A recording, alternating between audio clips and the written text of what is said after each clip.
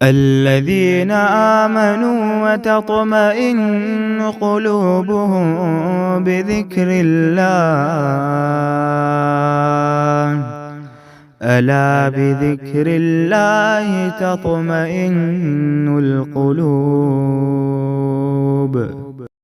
Topic لکھیے کہ لوگ کفر کیوں نہیں چھوڑتے، اور یہاں پھر کفر کے لفظ کو یاد رکھیے۔ اسلام کے لیے بھی یہ لفظ آتا ہے، وہ مسلمان جو نام کے مسلمان ہیں ان کے لیے بھی وہی پیغام ہے جو کہ غیر مسلم کے لیے ہے۔ تو فرمایا ذرہم یاکلوا ویتمتعوا ویلہہم الامل فسوف یعلمون۔ آپ انہیں کھاتا، نفع اٹھاتا اور جھوٹی امیدوں میں مشغول ہوتا چھوڑ دیجئے، یہ خود ابھی جان لیں گے۔ دل پہ گئی یہ پکار، یہ ہے وجوہات۔ کھاؤ پیو موج مستی کرو، کہا یہ 4 دن کی چاندنی ہے، ان قریب ان کے لیے ہمیشہ ہمیش کی اندھیری رات آنے والی ہے۔ تو یاد رکھیے نافرمانوں کے لیے عذاب کا وقت طے ہو چکا ہے۔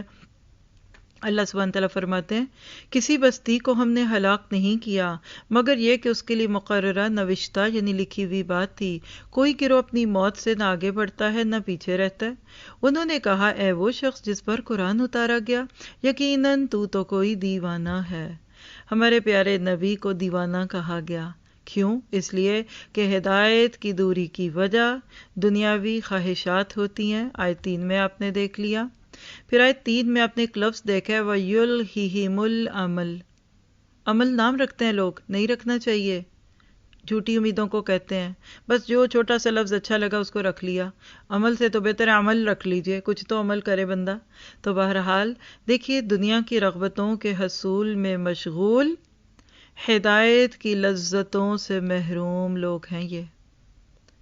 کبھی اپنے دماغ میں اس بات کو رکھیے گا، وہ جوڑا جو آپ کی وارڈروب میں لگ چکے اور اب 2 سال سے آپ نے پہنا ہی نہیں ہے کیونکہ پہن چکی جس موقع کے لیے لیا تھا، یہ جوڑا جب بوتیک میں دیکھا تھا تو اس وقت کیسا لگتا تھا، اور آج جان چھڑا رہے ہیں، اس کو ہینگ کیا ہوا، سولی پہ چڑھایا ہوا اپنے 2 سال سے، دینے کو دل نہیں کرتا کہ ہائے کیا کروں اتنا مہنگا لیا تھا، پہننے کو کیسے پہننے، عزت کا مسئلہ، ناک کٹ جائے گی، دوسری بار ایک ہی جوڑا پہن لیا۔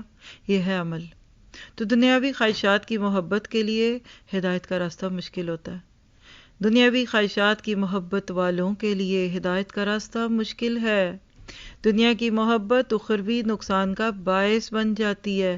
اللہ آپ کو مجھے اس سے نجات دے دے۔